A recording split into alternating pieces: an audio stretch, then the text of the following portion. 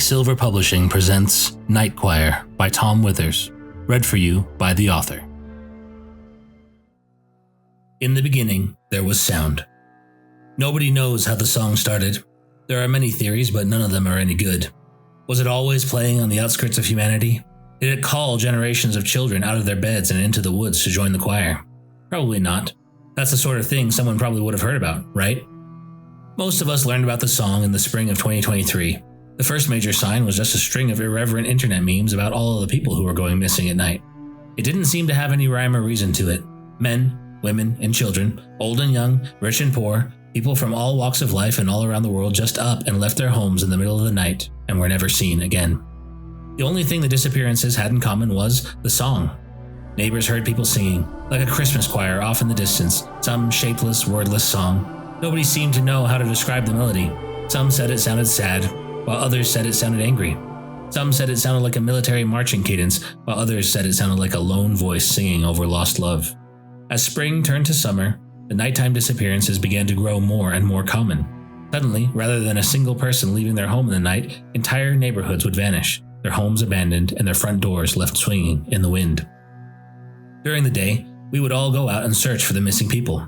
The authorities were under tremendous pressure all around the world to find answers, but not only were there no answers, there were no bodies. The people were simply gone without a trace when the sun came up. Night began to fall with terror as those who remained, through some deep, primitive human instinct, learned to fear the song of the night choir as it roved through the streets. We all somehow understood that, wherever these people were disappearing to, the next night they joined their voices to the choir. We also knew that, regardless of what the experts might say, to hear the words the choir was singing would compel any one of us to go out into the dark to join them. Of course, those self-proclaimed experts had their theories. The theories ranged from extremely elaborate prank to satanic cult and everywhere in between. The pointy-headed among us believed that it might be some sort of parasitic virus, or even that climate change was somehow to blame. This last theory surprised nobody, since climate change was the go-to boogeyman for all of the world's problems back then. Prank, cult, or Mother Earth's revenge, it never mattered to those of us who simply lived in fear that one night we'd hear the words of the song and go missing. Of course, just because we were terrified didn't mean that human beings stopped being ingenious. In spite of the politics and fear-mongering that the elites spent their time on, people in comment sections all over the internet came to a collective consensus that the best thing to do was to take measures to make sure that you couldn't hear anything at night. Simple wisdom is often the best wisdom. Stories began to spread of a little deaf girl waking up in her bed one morning to find that everyone she knew had left in the night. People began to soundproof their bedrooms and wear earplugs to bed. Of course, these efforts were partially thwarted when public health officials claimed that earplugs were ineffective in order to build up their own stockpiles at the expense of the public. Thankfully, it's not that hard to find something to stick in your ears to drown out the sound. Or so we thought. We later learned that the same deaf girl went missing a few nights later. The choir had more than one tool at its disposal, it seemed. Apparently, there was something about seeing the night choir as well that put you in danger. It was easy enough to avoid that, though, since they never opened doors or broke windows. The number of overnight disappearances began to decline for a time as people took measures to block out the sound of the song. Every night before sundown, people would return to their homes and blast music, turn the TV on full volume, and cover their ears. Those caught outside when the sun went down would be gone before morning, but those who were able to drown out the sound would be just fine when the sun came up. Then, the violence started. Maybe we were all just scared enough at first that our collective vices were put on the back burner for a while, but it didn't last. Human ingenuity is a strange thing. The same instinct, intuition, and intelligence that prompted us to protect ourselves began to raise its ugly head as we came up with brand new ways to kill each other. The law has always been in an arms race against human ingenuity and our capacity for new and interesting evils.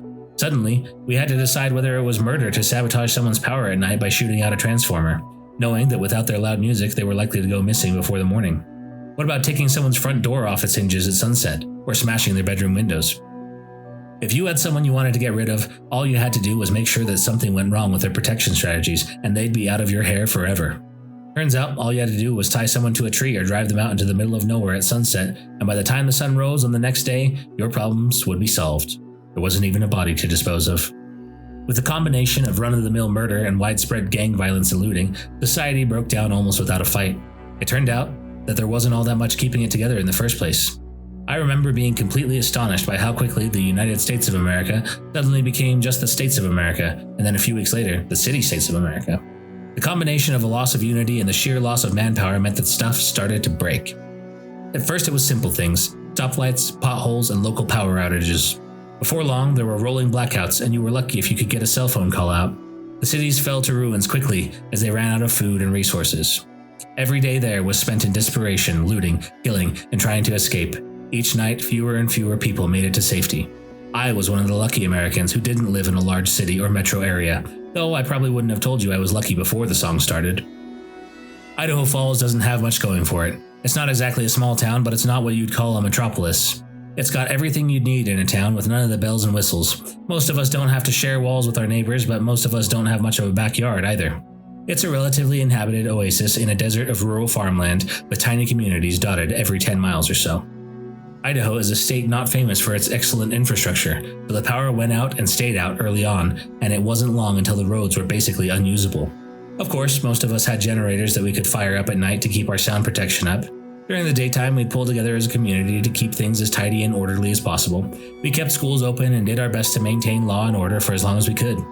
Even though the classrooms became more and more empty and fewer coworkers showed up to the office every day, we all did our best to soldier on. It helped to try to pretend it wasn't happening. I was surprised how little we talked about it back then. Some of us even managed to maintain a certain level of luxury through it all. Somehow the internet stayed up and running. Some major cable outlets were able to stay on the air. Many of my neighbors never even had to stop watching their favorite evening news programs. In the morning, they'd head out into the sunshine and argue about which political party was more to blame for the apocalypse, as though any of that mattered anymore. Those people were the unfortunate ones, as it turned out. As I said, I was lucky. I decided early on that I was sick of hearing the crackpot theories and the blaming back and forth. For all the noise, it seemed like nobody had any real answers. So, I unplugged from everything. I ditched my phone, unplugged my internet router, and swapped my internet-based music playlist for good old-fashioned CDs played through a huge old-school sound system powered by my generator. It turns out that old off-grid sound system saved my life. I slept like a baby through the worst terrorist attack in the history of mankind. For all that they terrified us, the night choir never seemed to do anything but sing their awful song over and over again. They never broke down doors, smashed windows, set fire to houses full of sleeping people, or any of the other things you might expect a willful, malicious force to engage in. They just sang until the sun rose, and then disappeared without a trace back to wherever it was they hid during the day. You can say what you want, but I know in my heart that the night choir itself did not orchestrate the attack on the night of June 14th, 2023. If you ask me, it was nothing more than regular old human evil. Maybe it was the government. Maybe it was a foreign adversary. Maybe the corporate bosses decided that there was no saving humanity. Who knows? For me, my money's on the neck-bearded nihilists that have been plaguing modern society since the dawn of the internet. Whoever it was, they all but brought humanity to an end one night as they simultaneously took control of the airwaves. Every news channel, every website, every radio station. Somehow, these people took control of everything and decided to play a live audio recording of the song on air, everywhere, all at once. Suddenly, the TV and music on full blast became the enemies of the people that were using them for protection. After that, the world as we knew it pretty much ended. The internet went out. I didn't know that was a thing that could happen, but sure enough it did. The power went out for good, the trucks stopped running, the grocery stores emptied, and the hospitals shut down. During the day, you could see streaks of light across the sky as hundreds of satellites began falling out of orbit. Livestock starved in their pens or were eaten by roving packs of suddenly ownerless dogs. Everything that humanity had built over countless generations was gone overnight. For the first few months, I thought I was completely alone. I never saw a trace of humanity, even at the grocery stores I frequented for food and supplies. During the day, I'd build up my defenses as much as possible. I moved down into my basement and covered the entire ground floor of my house with spray insulation foam.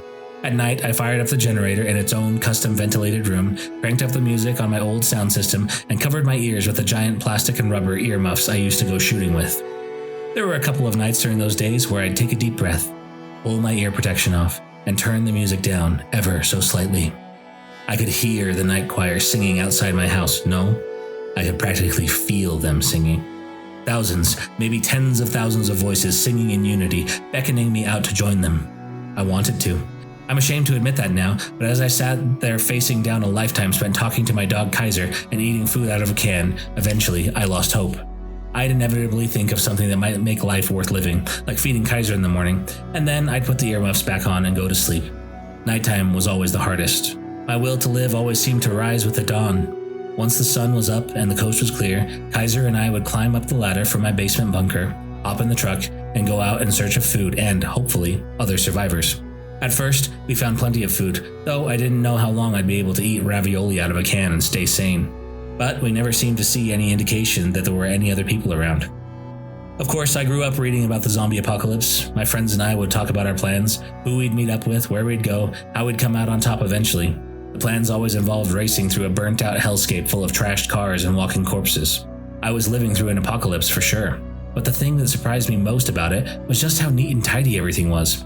I'm sure there were plenty of cities that were completely destroyed by their inhabitants as they were consumed by the night choir, but Idaho Falls wasn't one of them. Sure, there was the occasional smashed storefront window, but there were hardly any cars abandoned in the middle of the road.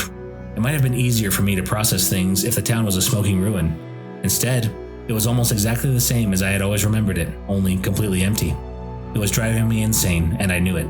I could feel my sanity starting to fray at the edges. When I drove past the movie theater on Hit Road, I'd see people walking in the corner of my eye only to have them vanish as I turned to look at them. When Kaiser and I went grocery shopping, he'd walk alongside me as I pushed a cart down the aisles. Most everything was still right where people had left it, organized well enough. Obviously, the dairy and meat didn't keep for long, so Kaiser and I kept away from that side of the store. Apart from that, though, everything was fine. I carried a gun with me when I went out, of course, but not so I could shoot any person I ran into. If I'm honest with you, I mostly shot dogs.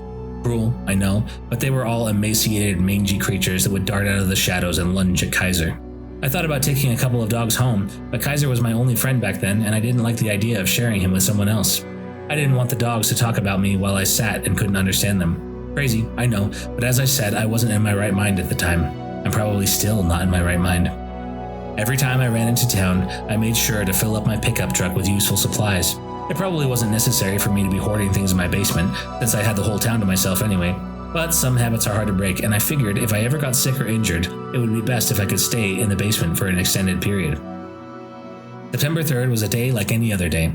It was a Sunday, as though that mattered anymore, but for some reason I still kept track.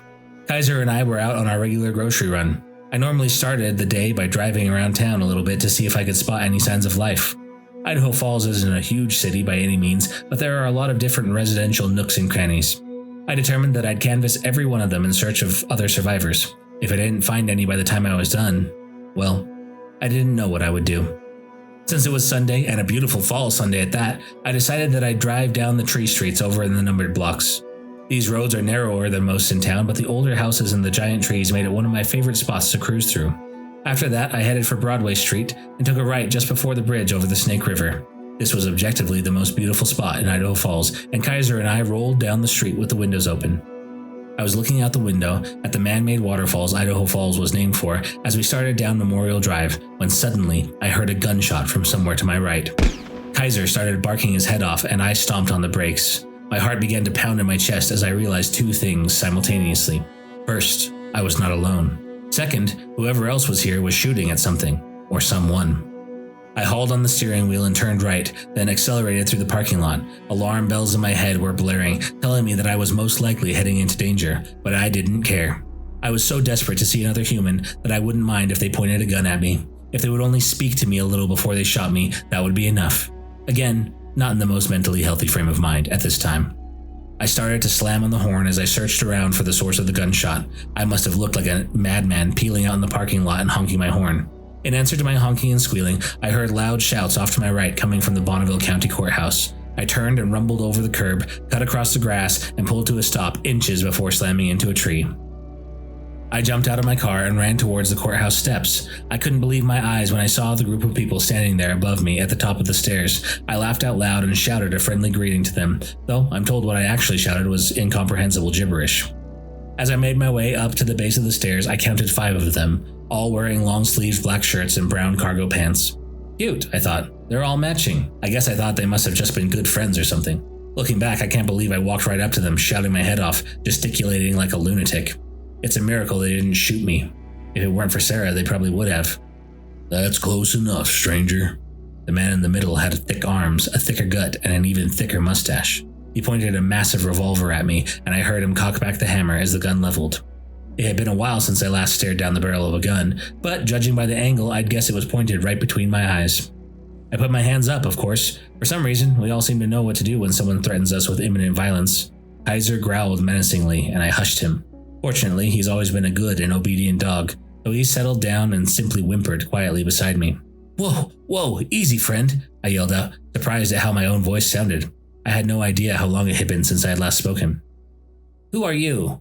This time it was a woman's voice. Later I would learn that her name was Lisa, and that no matter what I did, she would always find a way to dislike me. My name is Adam, I answered. Adam who?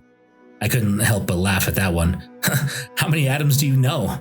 I thought it was a witty answer. It turned out that as luck would have it, they actually knew a couple of different Adams. They just stood in silence, so I answered, lying. My name is Adam Smith, like the Economist. They just stared blankly at me. The big, bald man on the far right, whose name was also Adam, folded his arms and glared at me.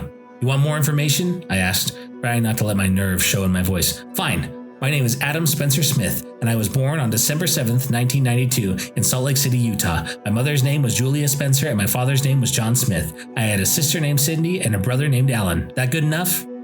More silence. Finally, the exceptionally attractive brunette on the far left snorted and began to giggle. Her comrades turned and glared at her, and then at me, but I didn't notice. I was too busy falling in love. I'll never know whether it was just the fact that hers was the first woman's laughter I had heard in months, or whether it was down to her exquisite feminine physique and beautiful green eyes, but I was dead to rights from the moment I saw her. It was like the clouds had parted and an angel had descended from on high. I'll never forget the first thing she said to me. Ass, she swore, causing me to flinch. Adam Spencer Smith, ASS, that's the fake name you say your parents gave you? Her explanation caused the others in the group to turn and smirk at me. My cheeks flushed, and for a moment, I hoped the heat of this goddess's mockery would burn me to ashes and scour my miserable carcass from the face of the planet. King, I mumbled. My last name is King. Suddenly, the back of my neck began to itch like crazy. I did my best to ignore it, since rubbing the back of your neck is something that guilty people do. Is that why guilty people do that? I wondered. Now the whole group was getting in on the laughter. Even the big man's whiskers began to twitch ever so slightly. I was embarrassed, but the fact that they were all having a good time seemed like a good sign. I decided to play along. Yep, A.S. King, as in who is asking? I was talking too quickly and I knew, but so what? At least I was making friends. My mom's maiden name really was Spencer, that's why it's my middle name. Also, I really do have a brother named Alan, or at least I did, but I don't have a sister and my birthday is actually December 9th. I don't know why I lied about that. Maybe I was hoping it would make me seem more sympathetic. The sister thing, that is, not the birthday thing. Now I was laughing along with them. It's nice to meet you, Adam, the angel said, her high, clear voice sending shivers down my spine. Though, I wish we'd met under nicer circumstances. In an instant, the laughter died away and the group returned to stoic somberness. I was very conscious that I was the last one to stop laughing, and I kicked myself. This is as beautiful a day as any, I began to say, gesturing to the sky, the trees, and the town around us. As I pivoted, my left foot peeled off of the pavement. It was sticky, like I had stepped in a patch of dried, spilled soda. I looked down and saw dark, red blood pooling around my boots, and I traced the flow back to the open head wound of the man who lay crumpled at the foot of the courthouse steps. To my horror, I saw Kaiser happily lapping up the blood from the pavement, inches away from the dead man's open, unblinking brown eyes.